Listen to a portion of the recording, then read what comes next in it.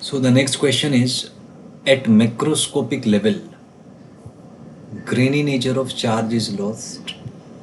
It appears to be continuous. तो अगर हम लार्ज स्केल पे बात करें तो लार्ज स्केल में आप ऐसे सोचें कि बहुत गेहूं के दाने पड़े हुए हैं, बहुत एक खेत है, फील्ड है, उसमें बहुत सारे गेहूं के दाने पड़े हुए हैं। तो इसको अगर आप बहुत ऊपर से देखेंगे तो आपको गेहूं के दाने कॉन्टिन्यूस ही दिखाई देंगे, वो अलग अलग दिखाई नहीं देंगे। सो ग्रेनी नेचर मतलब कि अलग अलग जो उनका क्वांटाइजेशन है कि अलग अलग इलेक्ट्रॉन्स आपको दिखाई देंगे, तो वो लॉस्ट हो जाता है क्योंकि परसेप्शन हमारा एक बड़ा एक लार्ज स्केल पे हम देखेंगे और ऐसा लगेगा कि सारे का सारा गेहूं एक कॉन्टिन्यूस सिस्टम है। सो इसमें third will be correct option. Next is a dotted line when viewed from a distance appears. इसी का कॉन्सेप्ट है, तो ये कॉन्टिन्यूस अपीयर होती है, तो first one will be the correct option here. Next is at macroscopic level charges are very small as compared with electronic charge. नहीं, charges बहुत लार्ज होते हैं, सो इसमें second will be the correct option. Next is in -1 microcoulomb there are about, तो इसमें आ जाएगा 10⁻⁴ लगभग 17 electrons हैं, सॉरी -1 माइक्रोकूलम है तो ये लगभग 10⁻13 आ जाएगा। 1.6 10⁻⁻19 आप करेंगे तो लगभग चार्ज -1 माइक्रोकूलम आ जाएगा, तो first one will be correct option here. Next is at the microscopic level quantization of charge generally has no practical consequence can be ignored both. तो जैसा कि मैंने डिस्कस किया मैक्रोस्कोपिक लेवल पे, क्योंकि चार्जेस बहुत ज़्यादा हैं एज कम्पेयर टू ई, तो उसमें हम क्वांटाइजेशन को अगर नेग्लेक्ट कर दें और उसको कॉन्टिन्यूस मान लें तो उससे कोई बहुत ज़्यादा एरर इसमें इंड्यूस नहीं होगा। So third one will be correct option here. Next is at the microscopic level quantization of charge. लेकिन माइक्रोस्कोपिक मतलब जब हम एटम के लेवल पे डिस्कस कर रहे हैं बातें, तो वहाँ पे क्वांटाइजेशन ऑफ चार्ज, क्योंकि चार्जेस बहुत कम होंगे। तो जैसे मान लीजिए मैं बात करूँ +E चार्ज या +2E चार्ज, तो अगर चार्जेस जो हैं वो E के रिस्पेक्ट में बहुत ज़्यादा नहीं है तो वहाँ पे क्वांटाइजेशन ऑफ चार्ज को हम इग्नोर नहीं कर सकते, so it can't be ignored. अब ऐसे मान लीजिए किसी सिस्टम पे 10E का चार्ज है तो उसको मैं 1E नहीं मान सकता क्योंकि उसमें 10 टाइम्स चेंज आ जाएगा, सो एरर 1000% हो जाएगी। तो अगर माइक्रोस्कोपिक लेवल पे बात करें तो क्वांटाइजेशन को हम इग्नोर नहीं कर सकते, so second will be the correct option here. Next is if 10⁻9 electrons move out of a body every second the time required to get a total charge of 1 coulomb is. तो ये Q is equal to IT से आप निकाल सकते हैं, तो T जो है वो Q/I आ जाएगा। Q है 1 कूलम, करंट हो जाएगा यहाँ पे 10⁻9 इंटू 1.6 इंटू 10⁻⁻90। तो इसको अगर आप सॉल्व करेंगे तो ये लगभग 200 ईयर आता है। NCERT का सोल्ड एग्जाम्पल है, तो आप कैलकुलेशंस करके देख सकते हैं, यहाँ से आपका आ जाएगा।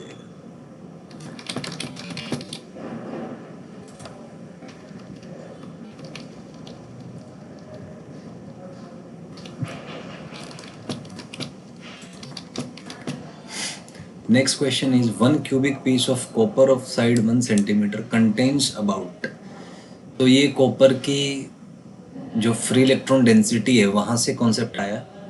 कॉपर का जो एटॉमिक नंबर है वो 65 होता है और उसको यूज़ करके हम अगर यहाँ पे इलेक्ट्रॉन्स का नंबर निकालें तो साइड 1 सेंटीमीटर क्यूब है, तो कॉपर का डेंसिटी हमें पता होता है। ये NCERT का सोल्ड एग्जाम्पल ही है एक्चुअली, तो रेफरेंस के लिए आप NCERT का देख सकते हैं। सो इसमें फर्स्ट आपका आ जाएगा।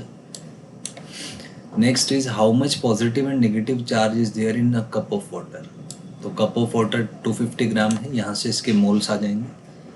अब 1 मोल ऑफ वाटर में जो पॉजिटिव और नेगेटिव चार्ज के मैग्नीट्यूड की अगर बात करें तो वाटर में जो है H2O, तो 8 और 2 10 इलेक्ट्रॉन कह सकते हैं आप, एक होते हैं। सो 10 इलेक्ट्रॉन आ गए तो 1 मोल पे 10 मोल आ गए, तो वहाँ से नंबर ऑफ मोल्स हम कैलकुलेट कर सकते हैं और फाइनली कैलकुलेशंस के बाद ये लगभग चार्ज 1.34 इंटू 10⁻7 कूलम आ जाता है। Next is a quantitative statement about electrostatic force between two charges is given by, तो कूलम्स लॉ है, ये फर्स्ट एग्जांपल आ जाएगा। ये जो सारे क्वेश्चन है 188 189 ये एनसीईआरटी के सॉल्व एग्जांपल्स हैं। तो यहाँ पे क्योंकि स्पेस कम होने की वजह से इसको इलेबोरेटिव सॉल्यूशंस नहीं दिया जा सकता, बट सिंपल है, कॉन्सेप्ट मैंने डिस्कस कर लिया। कैलकुलेशंस आप कर सकते हैं, और अगर इसमें आपको कैलकुलेशंस में प्रॉब्लम लगे तो एनसीईआरटी के एग्जांपल्स आप देख सकते हैं। Next is when the linear size of charged bodies are much smaller than the distance between them, they can be treated as, तो point charge माना जा सकता है। So इसमें second option will be correct. Next is according to Coulomb's law, force of electrostatic interaction between two point charges is directly proportional to the product of magnitude, inversely proportional square of distance, तो दोनों ही आ जाएंगे, third option will be correct. Next is the magnitude of force between the charges is, तो ये first option आ जाएगा as per Coulomb's law. Next is in determining the above law Coulomb used gravitational balance और torsional balance और what. So इसको निकालने के लिए coulomb ने टॉर्शनल बैलेंस को यूज़ किया था, स्टैंडर्ड कॉन्सेप्ट एनसीईआरटी में दिया हुआ है, वहाँ से आप देख सकते हैं। Next is in determining the above law Coulomb used metallic sphere, metallic circles, non metallic sphere, non metallic. तो इस लॉ को निकालने के लिए मेटेलिक स्फीयर्स कूलम ने यूज़ किए थे। Next is if a conducting sphere has a charge q and it is touched with an identical sphere, then charge acquired by the another sphere is, तो ये है कि चार्ज रीडिस्ट्रीब्यूट हो जाएगा, और अगर सिमेट्रिकल स्फीयर्स हैं तो हाफ हाफ चार्ज डिस्ट्रीब्यूट हो जाता है, तो q/2 यहाँ पे आपका आ जाएगा। Next is Coulomb arrived at his law by varying distance for a fix pair of charges, varying charges, तो दोनों ही इसमें था, पहले डिस्टेंस वेरी करा के देखा, चार्जेस फिक्स किए, फिर चार्जेस वेरी करा के देखे, तो उन एक्सपेरिमेंट के बेसिस पर जो डेटा आया उसके हिसाब से उन्होंने एक एम्पेरिकल फार्मूला ड्राइव किया कि Q1 Q2 by R²। So see the third option will be correct. Next is Coulomb's law is established at a macroscopic scale, सब एटॉमिक लेवल या बोथ, तो बोथ लेवल पे ये एस्टेब्लिश हो चुका है experimentally. Next is coulomb derived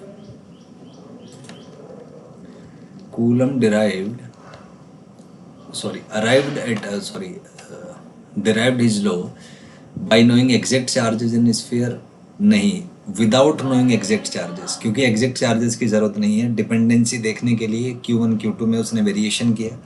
सो ये law जो उन्होंने ड्राइव किया था without knowing the actual charges, क्योंकि जो प्रोपोर्शनैलिटी है उसको आप बिना एक्चुअल वैल्यू के भी ड्राइव कर सकते हैं। अगर लीनियरली प्रोपोर्शनल है तो चार्जेस डबल करने पे फोर्स 4 टाइम्स हो जाएगा, ट्रिपल करने पे 9 टाइम्स हो जाएगा, एक चार्ज को डबल किया दूसरे को ट्रिपल किया तो 6 टाइम्स आ जाएगा। तो without knowing the exact charges भी आप कैलकुलेशन कर सकते हैं कि चार्जेस किस तरीके से वेरी करते हैं। So second option will be correct here. Next is in Coulomb's law SI unit of k's, तो ये 9 × 10⁻⁹ न्यूटन मीटर स्क्वायर कूलम -2 आ जाएगा, first option will be correct here. Next is 1 coulomb is defined as the charge which when placed apart from another identical charge will experience a force of, तो ये distance 1 metre है तो F K Q1 Q2 by R² आप लगा दीजिए, तो K का value होता है 9 × 10⁹, तो चार्ज 1 कूलम है तो ऊपर 1 आ जाएगा, नीचे R1 है, तो ये फाइनली 9 × 10⁹ आपका आंसर आ जाएगा। So first one will be correct here. Next is for practical purpose 1 coulomb is a very large unit. In practice we use this, so both will be correct here. So practical purpose, so third one will be correct here. Next is in Coulomb's law in vacuum case, so 1/4πε0 होता है, so first option will be correct here. Next is the value of ε0 in SI unit is 8.854, तो ये first one will be correct here, ये आपका आ जाएगा।